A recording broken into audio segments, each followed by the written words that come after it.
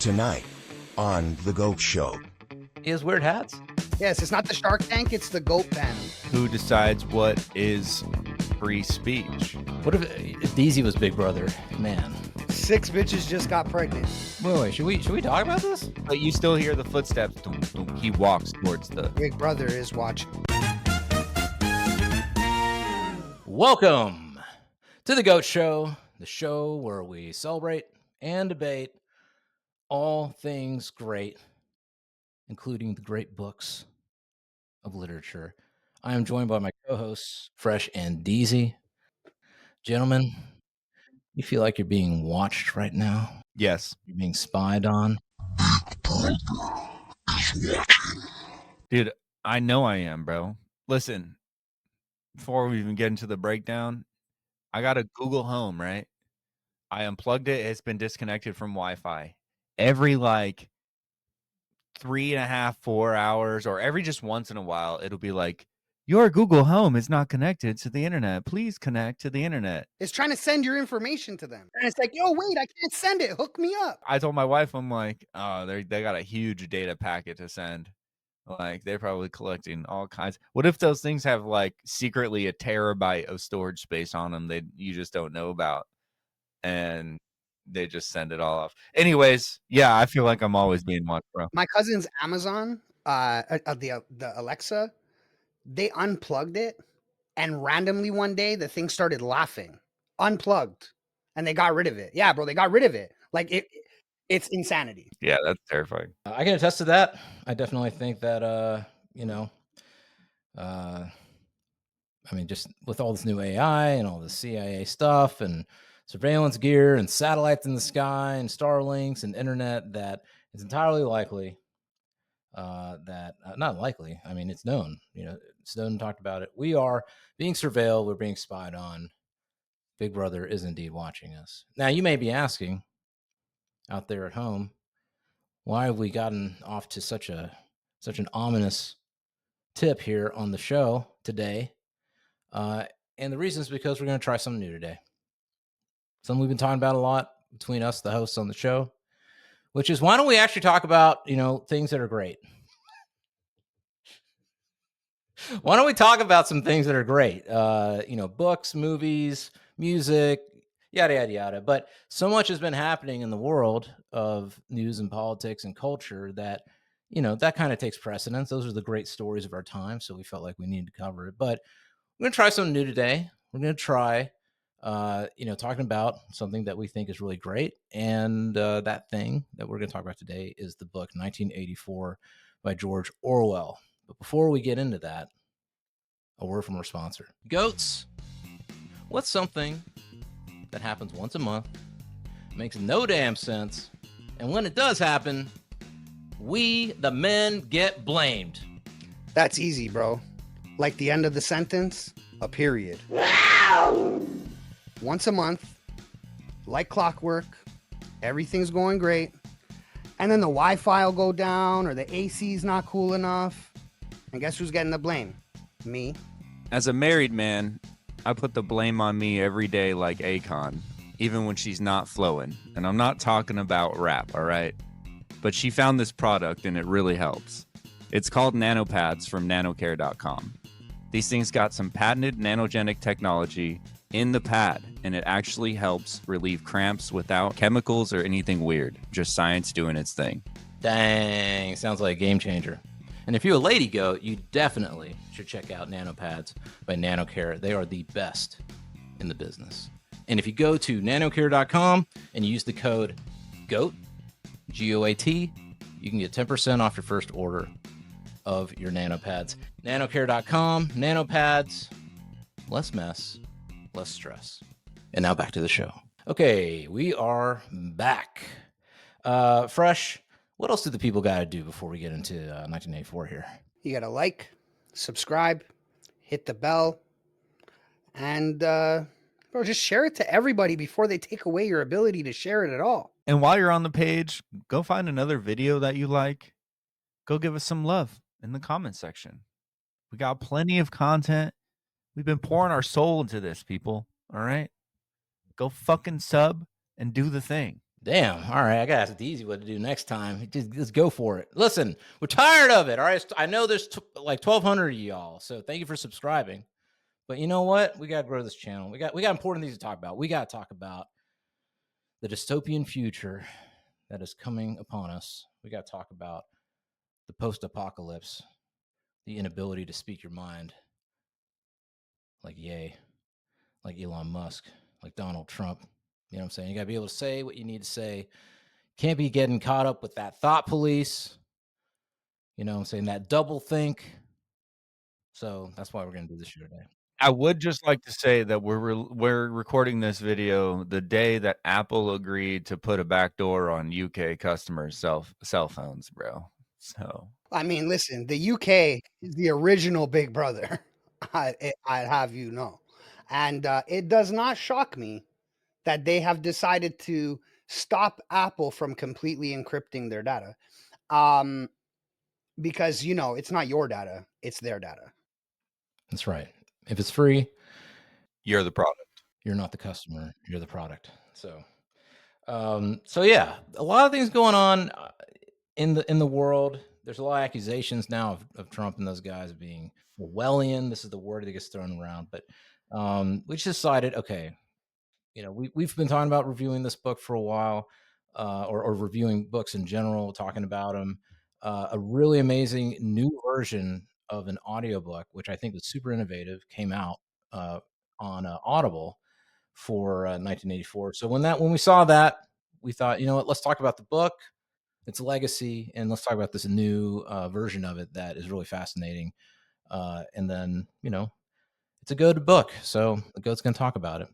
I want to go to you, Fresh, because you were saying, you know, we're going to get into a lot of like kind of the differences between different versions of the book. But when was the first time you read 1984? I was in grade 9, and a friend of mine who was in college was doing a dissertation on it. And I couldn't understand, like, he was explaining things, and I was, you know, just a grade 9 kid. I didn't really understand the inner workings of the world. And he's like, here, this will change everything. And it did. Okay, so you read it in grade 9. That's about when I think it gets recommended to you, at least when we were growing up. Like, it gets recommended to you in about that age, right? Same with you, Deezy. Is that the case? Yeah. Because so in 8th grade, it was actually 8th grade for me, but I think you guys are older than me by a couple of years, so maybe. Yeah, in 8th grade, I was reading The Giver. It was AP. It was AP though, so they're probably teaching us 9th grade curriculum, you know. So AP English, we read Animal Farm. That's what I started with too. Yeah, that's how I got into Orwell. Was that I read Animal Farm because it was a big thing. So I also read Animal Farm in grade 8, and that's when I realized. That's when I found Orwell and even started digging into conspiracies and my own fucking thought patterns instead of what I've been taught all the time. So right.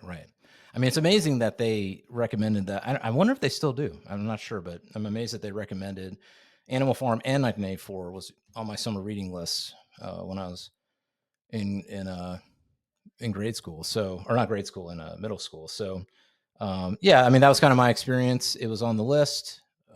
At first, it was just to get my credits, my summer credits or whatever. So I read Animal Farm first. I think Animal Farm's probably the gateway drug to Orwell, because it's it's fast, and I mean, I don't know. I mean, I go back and forth on which one's the more goated book, but I really 84 is goated, but like Animal Farm is kind of pretty badass. Like it's written in a way that like even if you were given it at like in like 5th grade, you could read it and understand kind of what's going on. You know, it's written in a really it's entertaining, but also simple. The only thing I'd say is like Animal Farm has some like mature vocabulary. You know what I mean? But I agree. Like it's simple enough for you to get the concepts, right? It's got dated vocabulary. Well, that too. But yeah, so, also the Russian Revolution, right? Like it's right. So, but it's I agree, bro. I think that, but I think that that's now likely a little young. I think that now they're not giving that to 8th graders or some over the summer into 9th grade. Like that's like grade 9, grade 10. school shit, if at all. I'd be really curious. I'd have to ask, if somebody's watching who's in high school in the U.S. I think in the U.S. maybe overseas is different, but My brother just graduated, but he went to a charter school, so it was legit. It was there was none of that, no bullshit. I'm sure he's read both of these books. I imagine he's 18 now, so I mean, I imagine he's read both of these. Gotcha. All right. Well, I'd be curious to see if they still. I mean, they used to, and not to change the subject on authors, but like they used to have Atlas Shrugged read in high school. They stopped that shit real quick. made too many non-compliant high school kids. So, but bringing back to 1984. Okay, so I think we all read it at first in high school. I would say I have to be honest. I've not read it all the way through for many, many years. I don't know if I've reread it since high school. So, yeah. So I'm not sure. So going back and revisiting it in this new audiobook form, I'll say I don't remember I remember aspects of the book and a lot of what you're talking about fresh, but it's not as clear to me about what is in the audiobook and what they exclude and all that. But we'll get into that in a second. But yeah, so I don't know. Have you guys reread it recently, or was it high school was the last time you read it? I've read 1984. Actually, In the last 4 years. yes. When I met Adam Choate and seen his short film, I reread it then. I think I reread it around COVID time. I was watching Alex Jones, and he was screaming fucking 1984, and I'm like, I need to reread that book, and I think I read it around then, 2019, 2020. Yeah. So I when it comes to the actual sort of the written word and the specifics of it, I'm still a little murky on that. But like the most famous quotes and stuff like that, for the most part, I think were in the new audiobook version. If you would even call it an audiobook. But there are a couple of things that in the book, like going back through it, it's so cliche now, but it's amazing that this dude, in 1948, I believe this book came out. So 1948, this is like at the height of World War II. The U.S. and the Soviets were friends. We were not adversaries quite yet. A lot of and this is something that Ayn Rand addressed a lot, in public, but not necessarily in her books, but in public. At the time, a lot of people were pro-Soviet Russia and pro-communism in the upper levels of government. They were supportive. They felt like this was, socialism was popular at the time amongst the intelligentsia of America. And it's a big reason why, in the Fountainhead and Atlas Shrugged, Ayn Rand talks about it. But George Orwell, I think, was also kind of sounding the alarm on this, because it was, if you look at the records closely, a lot of American corporations were funding both sides, all three sides of the war. Initially the Nazis as well. Although once we declared war and we became enemies, they weren't funding them anymore. But a lot of American corporations were funding the rise of, Soviet Russia. So what I find fascinating is George Orwell wrote 1984 when he had a fever, and he died 7 months after its release, if you can believe that. So he never got to see its true impact on the world. And I'm not sure if he got the money for how many copies of this book sold, but he was very ill when he wrote this book. So some of those fantasy sequences at the end when he's, really going through some shit, I think he was written them so well because he was probably going through his own, mania and whatever he's going through. So, but let's talk about some of the quote unquote cliches that we hear all the time. The word Orwellian really comes from this book. So, I'd say that this new audio version is a little Orwellian because, I mean, the whole point, or a big point in the book, is new speech, right? And changing words so you need less words to describe something. Well, you've taken a long book and you made it 3 hours. Just saying, it's a little bit Orwellian. It's a little bit weird. I mean, I never thought about that, but like, that's a really interesting insight because, and I guess, we can probably talk about the audiobook real quick, just so people have. Did they thought police the audiobook? Is that what you're saying? Right. See, Yeah, it's so for anybody who doesn't know, there is a new audiobook. I don't even know if you call it an audiobook. It's a cinematic audio experience, and it's almost a year old. It came out in April of 24, and that which actually it came out April 4th, 2024, which is exactly 40 years after Winston's first journal entry. Right, right. We actually wanted to do this in April, but here we are. There may be some people who've never read 984. So let's give a quick synopsis of this book. And if you haven't read it, Pause it, go read it, come back. yeah, we're gonna spoil the shit out of this book. Go read a whole book, then come back to this podcast. Or if you don't want to do that shit, because whatever, we'll explain it. All right. So Ask AI to describe it for you if you're that lazy.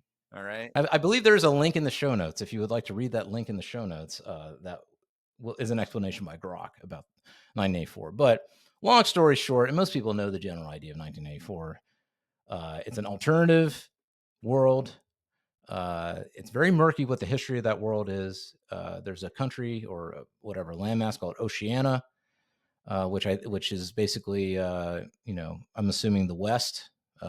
It's at least England. The book takes place in England, and Oceania is constantly at war with other landmass nations. There's only a few. East Eurasia and what's the other one? Africa, right? There's an African continent, and there's some other things. I don't know, but it's kind of like in the book. I remember it's not very clear what's what, and that's one difference in the book I'd say from the audiobook. The audiobook kind of fleshes things out. That the book originally is it's like you're reading something written from that world, so it's obfuscated. A lot of things are not 100% clear what they are. So, but what we do understand in the book is that it's this dictatorship, North Korean style, whatever totalitarian state.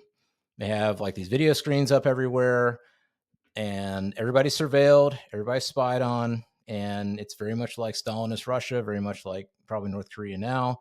Nobody says the wrong thing. If you say the wrong thing, if you think the wrong thing, then you're going to get taken and reprogrammed and all that kind of stuff. So the book is not a heroic tale. It is a tragedy. Winston is the main character in the book. You get into his head. He has thoughts of rebellion, thoughts of, he questions things in his mind. He can't help himself. He meets a lovely young lass named Julia, falls in love with her. She is also an enemy of the state or in hiding against the state. She's a thought criminal. She's part of the thought police, the party. No, she's a thought criminal. The totalitarian regime that governs Oceania is called the Party, and the three super states, they're called Oceania, Eurasia, and East Asia.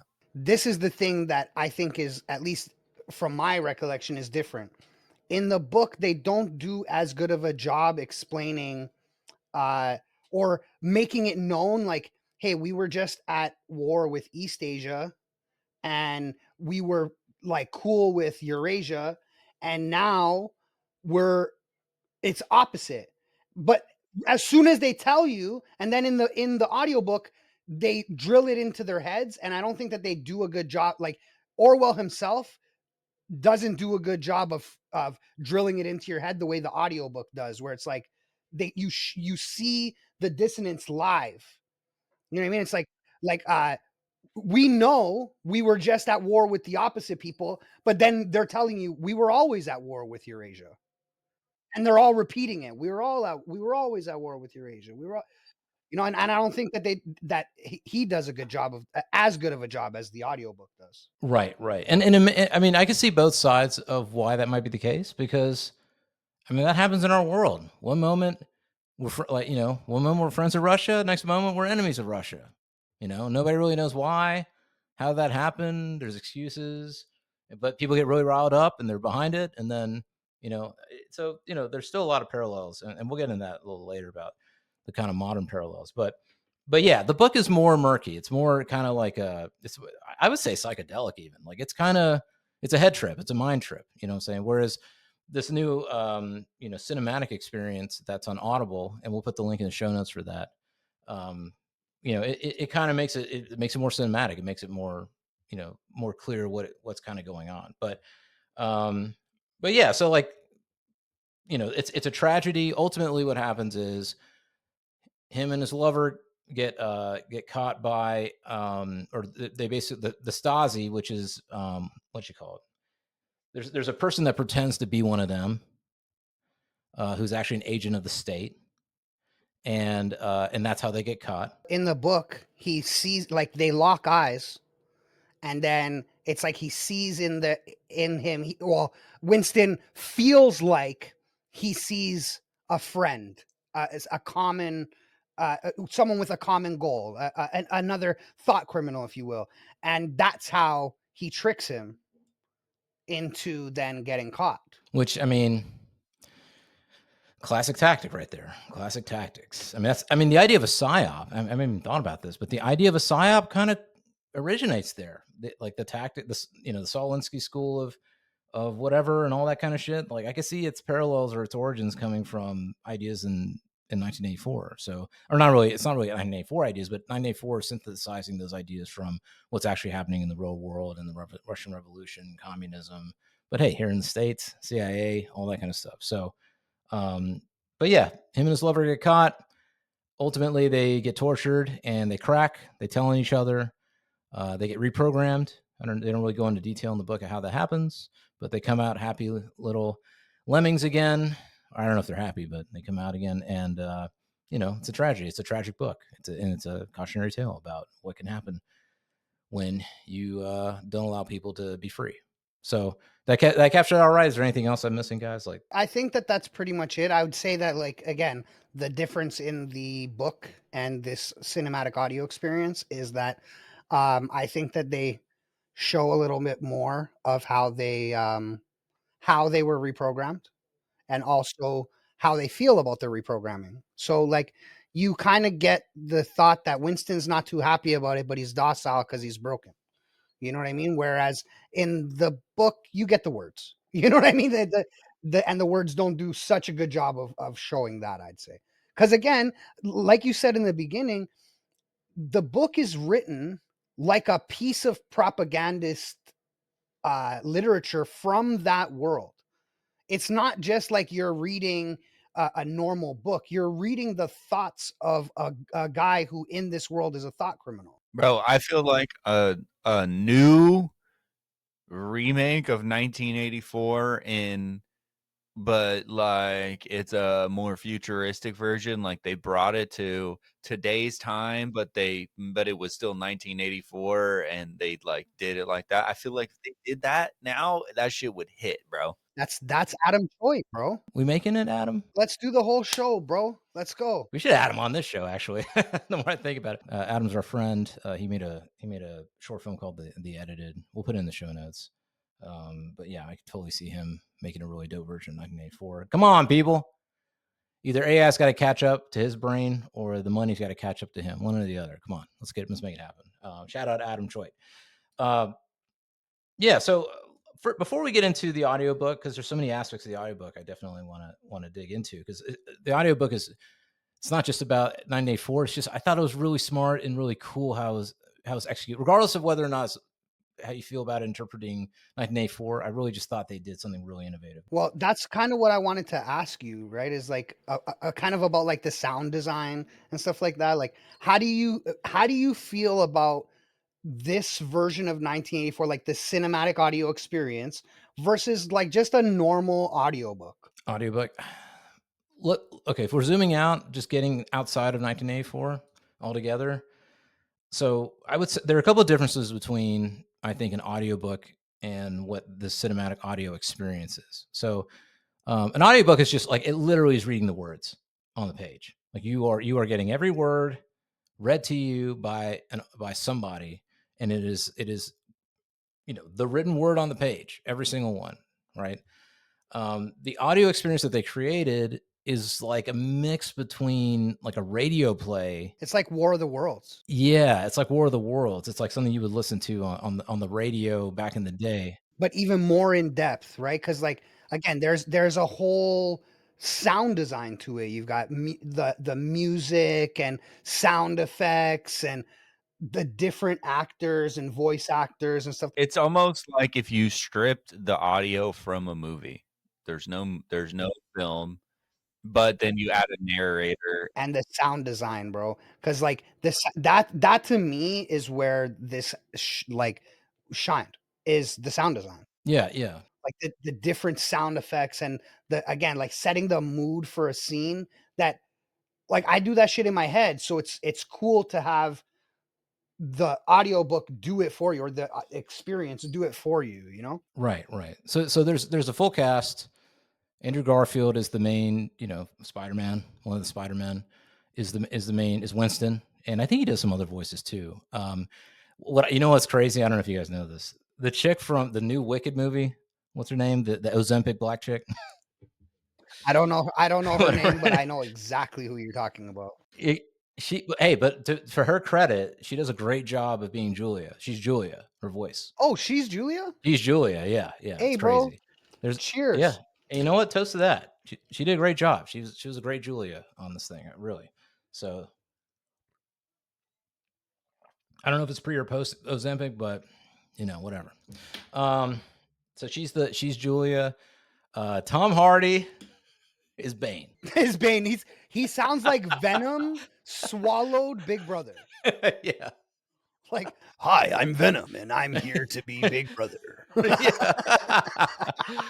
Yeah. So he voices Big Brother, and if I didn't know that it was Tom Hardy, I wouldn't have thought anything of it. But knowing that it's Tom Hardy made it kind of unintentionally funny for me, because it definitely sounds like Bane, Venom, that voice he does for Big Brother. So, oh yes. Imagine getting paid millions of dollars to be something, and then getting paid more just to reuse that voice for another character. And everybody knowing that it's you doing that voice, which is so weird. But that's nothing compared to Hector, bro. The Spanish actor that plays Hector in every single movie. The bald dude. Yeah, he's guy's always Hector. So it's not just that. And his real name is Hector. He always wears the same clothes. Collared shirt and some khakis and some fucking super long socks. Always white socks. I'll tell you this much. Listen, we got 3 guys on this show with distinct voices. Let's do some cinematic freaking audio work, man.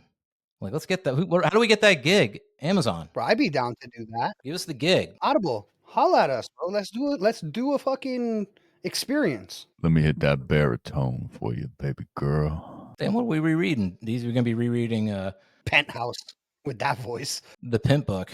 Like Iceberg Slim. But who's going to be the bitch? Who's going to be the bitches? Hey, baby. Audible, if you want to do a cinematic audio experience of Iceberg Slim's, what is it? Pimp Manual? I don't even know what you call it, but holla at your boy, Deezy. Slow down now, Deezy. You're going to have some out of wedlock babies with that voice. 6 bitches just got pregnant. What if Deezy was Big Brother? Man. He could do it. I'm always watching. And yeah, I'll tell you, I think that doing the audio thing is so much better than doing the video thing when it comes to doing voices and stuff. Because like when I do voices, I'm like a Disney princess. I make those weird faces and stuff like that. You know what I mean? So like, it's better if you don't see that. It's better if I can turn my camera off. Then we can get wild and freaky with these voices. Yeah, if we were doing voice work, I don't want that behind the scenes camera in the studio, whatever. I'll be doing all kinds of, and then I know. You get it on film, bro. Got you. That's what I'm saying. Everybody laugh at me.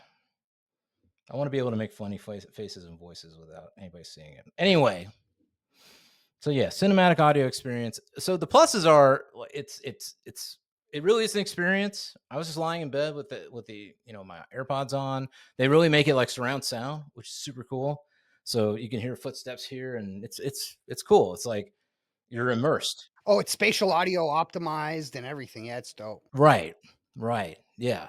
Because I listened to it in the car and it wasn't as good as just like lying in bed and having the AirPods in. It was really, really, really cool. I think the negatives though is that it's not a word for word, like reading of the original work.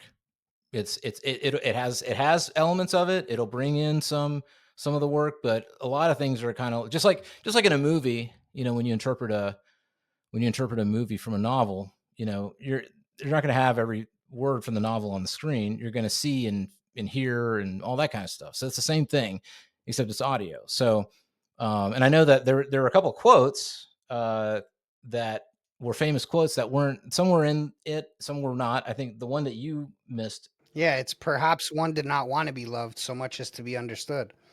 Because I think that rings fucking true. Like, I think that is when you feel the most loved, is when you're understood, right? So that quote cut deep, and for it to be missing kind of bothered me a bit. Right. Yeah, I think they had the kind of cliche big quotes that we all know from 1984.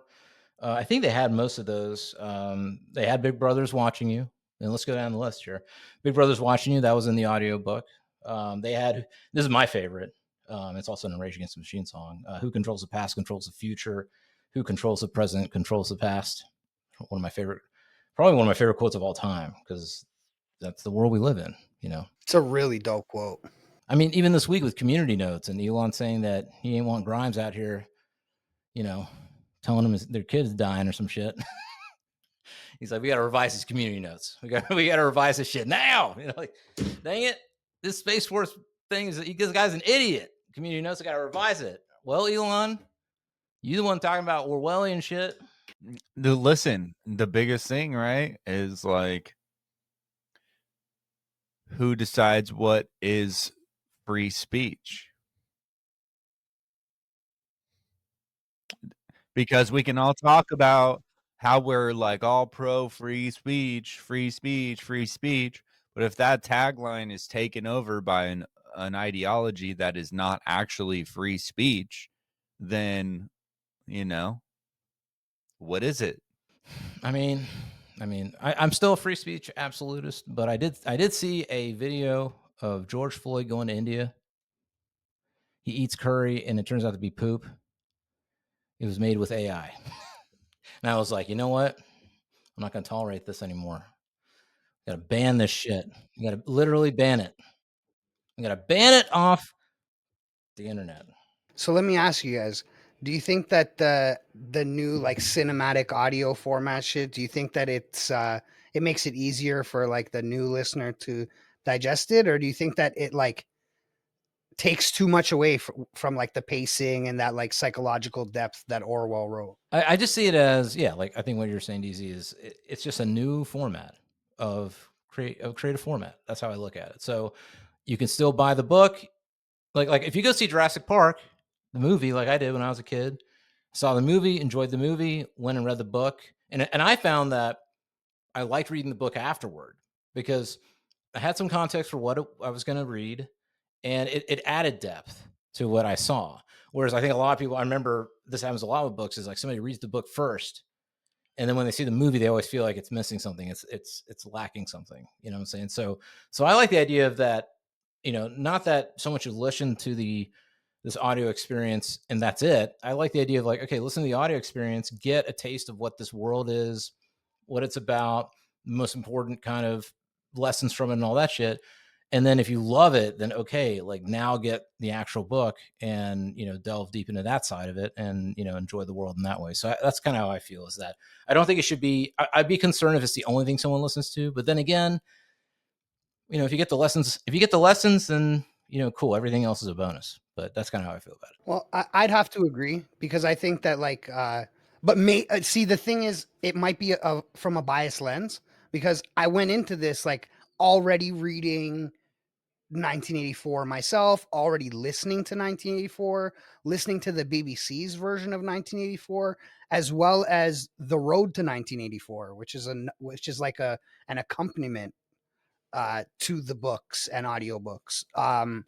So like for me, it's an addition, but I don't know how I don't know that I would go to the older versions if I had heard this first. Like this might just scratch the itch. Do you know what I mean? Right. I feel like it would be cool. I like it, but I feel like the next thing, this is maybe $1 million idea. So if somebody's out there and they hear this and they do this, and it's probably already exists, I just personally haven't done it yet or found something to do it with. But Wait, should we talk about this? Like, should we hold off? NDA? Fresh can cut it if it's that great. Um, there needs to be an accompaniment. The same thing that we have right now, but maybe it's longer, and you read the book with the audio. Like the audio is there and it accompanies you reading the book alongside it. Maybe it even goes through all of it. It's a long experience. Like it's for you like a full in-depth experience. It gives you like it's doing the things that you want in a movie just with audio, like the walking. Like it says like he walks towards this direction, you hear the footsteps, and then there's audio, somebody speaking, but you're like reading the book and there's like an accompaniment that goes to the book that you're reading. And so it even has the audio, all of the words, everything that you want. So maybe that's the app. Maybe that's an app. I think we got to cut this, bro. I'll be honest with you. So, well, what I'm imagining, what you're saying, or at least is what I think, is you would get like it's almost like you get the book with the audio experience, right? The cinematic experience. And as the cinematic experience plays, I can see like certain parts of the book disappear because it's like the cinematic experience. Correct. That's like narrator stuff. Unless it's like really key to understanding something in that moment. If it's just saying like someone is moving or like It wouldn't be like a cinematic experience as much as it would be a full cast audiobook. So like it's reading verbatim the book, and then like let's say it's like and then Big Brother says, and then you'll be able to read it, but it out loud it'll be like Big Brother is watching. Like, you know what I'm saying? Like, so what you're hearing is fully acted, there's sound, like sound design, all that shit, but it is following the exact verbiage of the book. And then you get to read along with it. you could just set it to a speed. Like if you read at a certain speed, like you do a couple tests, like hey, okay, read this page, and then there's going to be audio playing, but read the whole page. And when you get to the end, like tell us, was it too fast? Was it too slow? Just right. And then the audio kind of gets set to you, to your reading pace, even. So that way, as you're reading the book, it makes sense for you. It's designed to the person, and it wouldn't take very much. Just like speed up or slow down the audio. There's a couple of different ways to look at it. Like, because you like what Fresh is saying, you're actually like reading the book is being read, but it has extra elements, right? That's one way.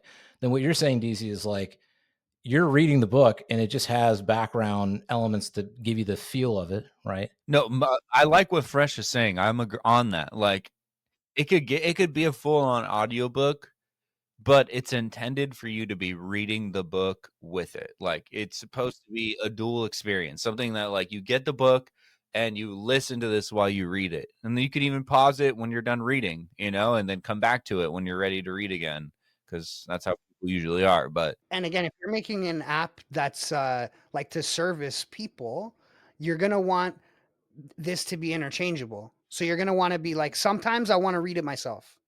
Sometimes I don't want your voices. I just want to read it, and I'll hear the sound effects and the extra shit. And then sometimes I don't want to read. I want you to read it for me. And then so that's where it will now then add the narrators and voice actors as well, with everything staying the same, and then they just add a narrator overlay, like Big Brother, or he walks towards the thing, and then and you hear the footsteps. You're just adding voices instead of you reading it in your head. But you still hear the footsteps. Dum, dum, he walks towards the Well, I'd like to see it where it's like if you're reading it like on the page on your app, parts are like blurred out, things highlight whatever's in the cinematic audio experience version is being highlighted so you can see. And if you like a certain part, you pause it, and then boom, the page is the original page. And so you can like read the original page if you want like the details. You could really do some cool shit with that, right? Because especially like with 1984, for example, like you could make it look all redacted and like some like old paper. Right. Oh, dude. That's dope. That's dope. If you want to read all the stuff that's been taken out to make the audio experience, like you're saying, you can pause it and you can take the redactions off and you can see the actual thing, bro. I mean, somebody could do those as YouTube videos with like classics that are in the public domain, where it like I don't know. Well, no, you wouldn't be able to undo the thing, but it's just the idea that like you can kind of like sometimes people do these things where the script will scroll on one side and you'll see the movie on the other. Something like that might be interesting. So you could do it like on your own website, right? Where you could host like it'll have the pages of the book, and each page has audio accompanying it, and then that page will have like the redactions, and then you're listening to the audio, and you can pause it and do the thing. Listen, if you guys want this type of thing to exist, you got to help us grow. Got to help us grow. You know what I'm saying? Maybe we also just do a video of like 30 minutes of us just spitballing $1 million ideas so that people out there can go innovate, bro. Reverse Shark Tank. We have a fourth guest. Yes, it's not the Shark Tank, it's the Goat Pen. They give us honest feedback about our ideas. Or just another retard like us to come give more retarded ideas. I actually like that idea a lot. I think we should do a Goat Tank episode and get like a real qualified person that evaluates businesses and have them tell us like how dumb we are, or how brilliant we are. You never know. So we might get investment on the show. Yo, that's like a BuzzFeed video. We get a professional and then we clip together on how many stupid ideas have we had on these episodes? We clip them together Yeah. and we get this professional to watch them and rate the businesses. Listen, Mr. Wonderful, Barbara, Mark Cuban, what's his name? That Damon feller. No, Mark Cuban, bro. Mark Cuban. I mean, say we will about Mark Cuban, he still knows how to identify businesses. Listen, but Mr. Wonderful, like, bro, That'd be awesome. I would love to get Mr. Wonderful. I love Kevin. He is fucking so dope, bro. I love when I see him out there with his like weird eccentric outfits and dope little hats and shit, bro. He's too dope. Wait, what? That's Kevin O'Leary you're talking about? Yeah? Bro, you haven't seen him? He has weird hats? Bro, yeah. He'll come out with like a custom hat that'll have like some writing on it. Really? Yeah, and like a crazy Hallie Hansen sweater and like some fucking bro, yeah, he's channeling Robin Williams sometimes, bro. Really? Yeah. I think we've kind of covered it. Anybody, just for anybody out there, if you're interested in the cinematic audio experience of 1984, links in the show notes. And yeah, it's cool. And we're also putting a video in the show notes about the making of, which I haven't had a chance to really dig into, but looks really cool, like how they put it all together. But just, I guess, to put a period on the sentence, I agree with you guys. I think this is a cool new format. And I also think like I was thinking about this the other day, there's a lot of controversy going on with TV shows and how they're made now, because a lot of these executives want TV shows to function as a second screen. So in other words, everybody's on their phones, everybody's on social media, and most people don't just sit now and focus on the movie and watch the movie. The movie is a second screen. And so there's a lot of controversy because there's a lot of, artistes, cinematistes, all the tistes, right? They're saying, no, it's my dang movie, and I spent time and effort making it. I want to make it my way, and you're going to sit right there, Deezy. You're going to sit right there, fresh, and you're going to watch my movie, and you're going to put that phone away, and you ain't going to pause the movie either to go get some freaking, peanut butter and bread out of the fridge and make you a sandwich in the middle of my movie. It's a one screen experience from beginning to end. Purists will be purists, right? Like, listen, I'll tell you, I agree with the sentiment, and I do think that like if you want to enjoy a movie, that's how you should watch it. Give it your undivided attention. You know what I mean? If you want to enjoy it in its entirety, that's how you got to do it. However, I also love innovation. And I would love to see like some kind of new accompaniment where like rather than you're on your phone and you're just mindlessly doing bullshit, maybe there's more to it. You know what I'm trying to say? So it's a connection to the what's going on the screen, kind of similar to what we're saying about the accompaniment for the book. Yeah. there. I remember in LA many years ago, but I think it was too far ahead of its time. So maybe now's the right time. But back then, there's somebody, I forget his name, Joseph, I think, but he was part of a startup that was trying to do that, where you would watch the show on whatever channel, and then on the app you would have like accompanying information, stuff like that. But I think that it was just too far ahead of his time. But I think now it would make a lot of sense. And I think if with all this glasses stuff and all that, because I mean, even during a show or movie, like last night I was watching this true crime Gabby Petito thing while I was working, and I like watching true crime while I'm working. Like, I mean, it's a perfect example. Putting together the notion for this thing, I like watching true crime while I'm doing it because I can like kind of not pay attention and just hear what they're saying about whatever. And then when there's a juicy, development, I look up, I'm like, oh shit, he really did kill that bitch. You know what I'm saying? And then I get back to the thing to do my thing. You know what I'm saying? Like, so I get it. I kind of understand what they're saying. And to bring it all back around, the cinematic audio experience, maybe that's the way. Something you put on, you can listen to it, you can kind of phase out a little bit and then phase back in. You're being entertained, but at the same time, you can do other things. You can hang out on X, and like I'll go on IMDb and just look up who people are. That's how I found out that what's her name was Julia, because I was like, wait, who is this? Who is this person? So Yeah, well, I mean, I didn't even know that's who it was. So there you go. right. So now I'm a fan of Wicked. I ain't even seen it yet. Hey, yo, bro, you see how it works? Now I'm a fan of Ozempic. Holy fuck. You see how crazy it is? I knew that shit was witchcraft, bro. That movie, Wicked, bro, it's crazy. The minute I heard Andrew Schultz say, yo, I like this movie, I was like, no, it's witchcraft. I mean, it's nominated for all the Oscars, so we're gonna have to. I don't know. Maybe it's good. Maybe it's good. If that was a plea to make me feel like it's going to be good, you did the opposite, bro. The Oscars nominated it for everything, bro. Come on. None of these award shows are worth their weight in salt. Oh man, we got to do an award when the Oscars come around. We got to do an app because I have so many. I have thought. This is how nerdy I am. I have thought about how do you if I were the Oscars director, what I would do.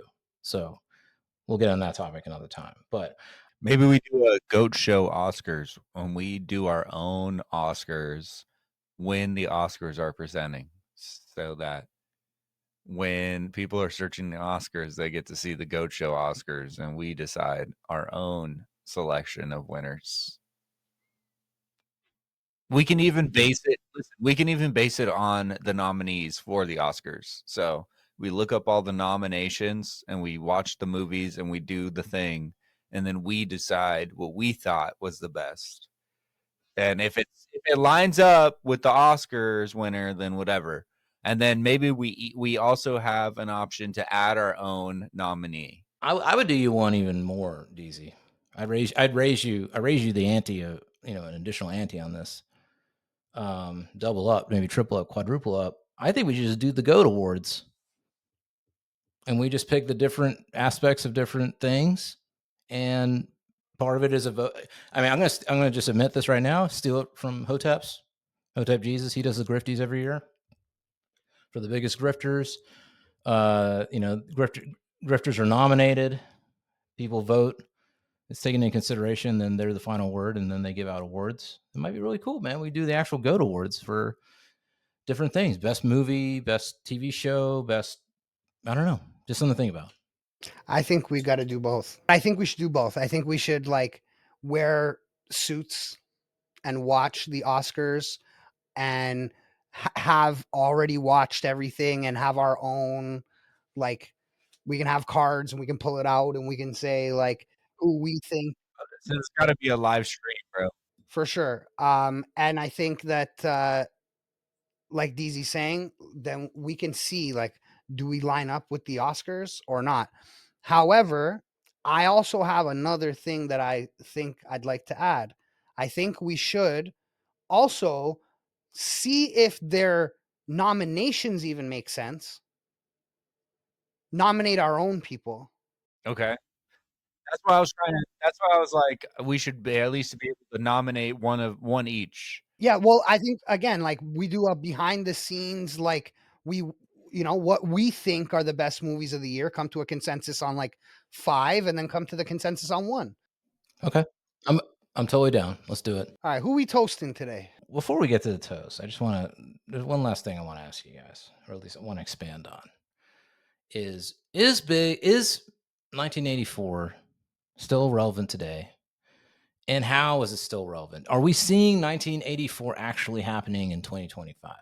I mean, the NSA was the beginning of the true 1984 experience. So, if for any American that doesn't know, the National Security Agency has every phone call, every text message, every photo you've ever sent, dick pic or not, stored in a database somewhere.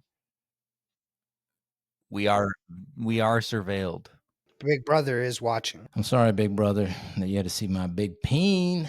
His pagine. You want proof that we're living in 1984? The whole world was screaming that Kendrick Lamar won, bro. He ended a billionaire's career. He ended this billionaire's career. Hottest rapper in the game. Kendrick Lamar is your favorite rapper. Kendrick Lamar has always been your favorite rapper. Cheers to Kendrick Lamar. Big Brother is watching.